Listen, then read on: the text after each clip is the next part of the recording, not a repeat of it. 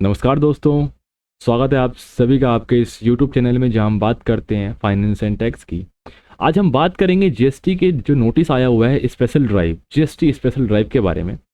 दोस्तों, जैसे कि आप सभी को पता है 2 महीने के अंदर जो है जीएसटी ऑफिसर्स आपके प्रीमाइजेस पर विजिट करेंगे।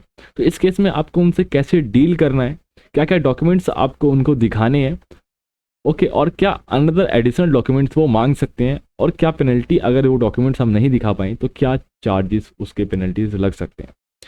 तो ये सभी बताऊंगा इस पूरे वीडियो में, तो ध्यान से बने रहिए और ध्यान से सुनते रहिए ताकि फ्यूचर में आपको कोई लॉस ना हो।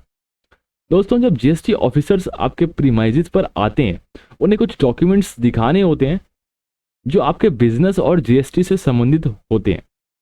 यहाँ पर कुछ ऐसे डॉक्यूमेंट्स हैं जो आपको दिखाने की ज़रूरत हो सकती है। नंबर 1, जैसे कि जीएसटी रजिस्ट्रेशन सर्टिफिकेट। ये सर्टिफिकेट आपको जीएसटी रजिस्ट्रेशन के बाद दिया जाता है, आपको इसे जीएसटी ऑफिसर को दिखाना होगा। नंबर 2 पे डॉक्यूमेंट आता है आपका जीएसटी रिटर्न्स जो आप फाइल करते हैं। आपके बिजनेस के जीएसटी रिटर्न्स जो आप हर क्वार्टर या मंथ के अंत तक फाइल करते हैं, उसको भी ऑफिसर को मान लीजिए देखना चाहेगा तो आपको वो दिखाना होगा। ओके, आपको अपने जीएसटी रिटर्न्स की कॉपीज उन्हें दिखानी होगी। इसके पहले आप सभी कॉपीज को प्रिंट आउट करके अपने एक फोल्डर बना के रख लीजिए। ओके, और जीएसटी रजिस्ट्रेशन सर्टिफिकेट को आप जो है प्रिंट आउट करके अपने किसी वॉल पे, जहाँ पे आप प्लेस ऑफ बिजनेस है आपका, वहाँ पे आप जो है उसको पेस्ट कर दीजिए ताकि आरसी आपकी दिखी रहे सामने से। और यहाँ पे एक एडिशनल पॉइंट में एक ऐड करना चाहूँगा, अगर एक प्लेस ऑफ बिजनेस पे अपना बिजनेस आप रन करते हैं तो उसका एक नेम बोर्ड बनवा लीजिए, और नेम बोर्ड के साथ उस पर जीएसटीआई नंबर अवेलेबल होना चाहिए। प्रिंट करवा के बनवा के आप उसको जो है अपने प्लेस ऑफ बिजनेस के बाहर लगवा दीजिए। बाकी एडिशनल आपके वेयर हाउसेस हैं तो अगर वो आपके जीएसटी रजिस्ट्रेशन सर्टिफिकेट में ऐड नहीं है तो उसको आप ऐड करवा लीजिए। ओके, अदरवाइज आपको जो है 50,000 रुपये तक की पेनल्टी पे करनी पड़ सकती है दोस्तों। ठीक है, मैं आपको बताना चाहूँगा इसके आगे आप जो है परचेज एंड सेल इनवॉइसेस जो है रेडी कर लीजिए। परचेज एंड सेल इनवॉइसेस जो है आप रेडी कर लीजिए। आपके बिजनेस की परचेज और सेल इनवॉइसेस को ऑफिसर को दिखाना होगा। ये इनवॉइसेस क्या होते हैं? इनवॉइसेस आपके द्वारा किए गए परचेजेस और सेल्स का रिकॉर्ड रखते हैं। इनवॉइसेस को असेंडिंग ऑर्डर वाइज रखिए, ठीक है, ऑर्गेनाइज करके रखिए। उनकी कॉपीज ऑफिसर को दिखा दे जब वो मांगे तो। इसके अलावा जो है आपका स्टॉक रजिस्टर आता है। आपके पास स्टॉक रजिस्टर्स या इन्वेंट्री रिकॉर्ड्स होंगे जो आपको बिजनेस के स्टॉक और इन्वेंट्री को ट्रैक करने में आपकी हेल्प करते हैं। ऑफिसर आपके स्टॉक रजिस्टर्स को देखना चाहेगा तो वो स्टॉक के सही कैलकुलेशन और जीएसटी की सही टैक्स लायबिलिटी को वेरीफाई कर सकता है उसके जरिए।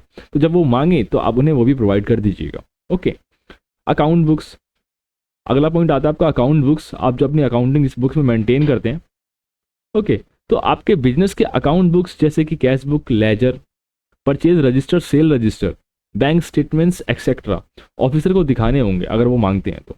ये बुक्स आपके फाइनेंशियल ट्रांजैक्शंस और अकाउंटिंग को रिकॉर्ड करते हैं।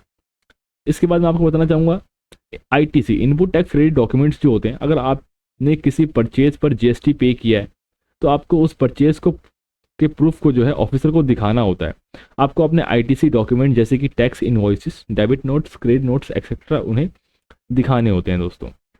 इस बात का आप ध्यान रखें, सारे परचेज इनवॉइसेस को आप जो है एक जगह फोल्डर में बना के रखें ताकि जब ऑफिसर आए तो आप उनको, जब वो मांगे तो आप उनको दिखा सकें। एक्सपोर्ट इंपोर्ट डॉक्यूमेंट्स, अगर आप एक्सपोर्ट या इंपोर्ट करते हैं, उसके बिजनेस में आप जो है कंटिन्यू कर रहे हैं, तो आपको ऑफिसर को एक्सपोर्ट इंपोर्ट से रिलेटेड डॉक्यूमेंट्स दिखाने होंगे। ये documents shipment details, custom clearances, shipping bills etcetera हो सकते हैं।